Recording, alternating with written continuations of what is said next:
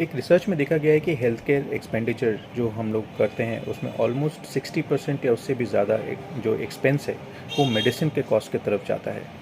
Hello, हमारा नाम मनीष, हम एक फार्मासिस्ट और डायबिटीज़ एजुकेटर हैं और हम अपने नेटवर्क ऑफ फार्मेसी से लोगों को हेल्प करते हैं उनके मंथली एक्सपेंडिचर ऑन मेडिसिन को कम करने में। और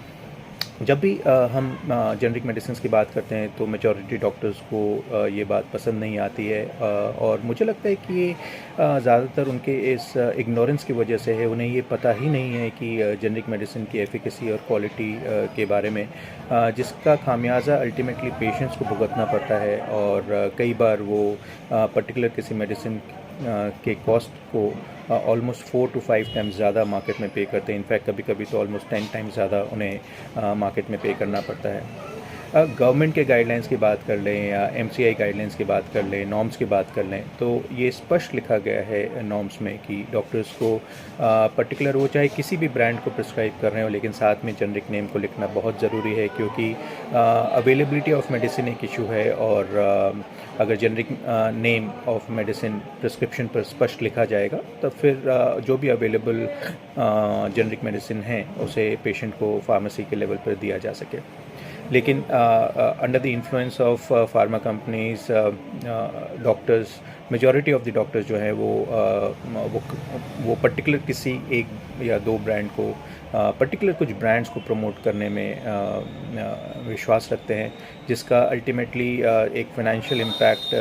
पेशेंट्स के पॉकेट पर आता है।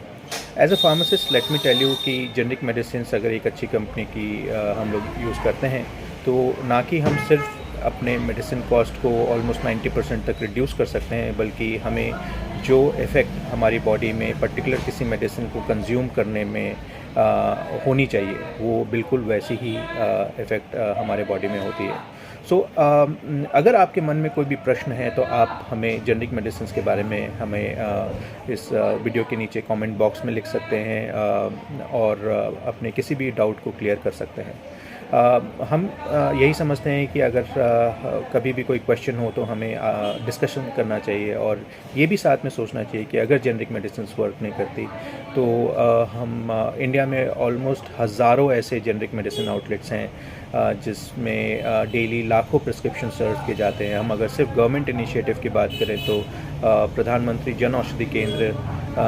जो इनिशिएटिव है इसमें भी डेली लाखों प्रिस्क्रिप्शंस ऑल ओवर इंडिया सर्व किए जाते हैं। अगर जेनरिक मेडिसिन वर्क नहीं करती तो इतने सारे सेंटर्स, इतने सारी फार्मेसीज़ और इतने सारे लोगों में के लाइफ में जो पॉजिटिव इम्पैक्ट हो रहा है वो बिल्कुल नहीं हो पाता। सो नेक्स्ट टाइम अगर कोई डॉक्टर आपसे पूछता है कि जेनरिक मेडिसिन आप क्यों यूज़ कर रहे हो और आपको नहीं खाना चाहिए, तो उनसे आप इस बात में को डिस्कस करिए, और साथ में कम्युनिटी में अपने दूसरे फ्रेंड्स, कोलीग्स के साथ इस बात को डिस्कस करिए, रिसर्च करिए, और फिर एक इन्फॉर्म्ड डिसीजन लीजिए। Thank you so much.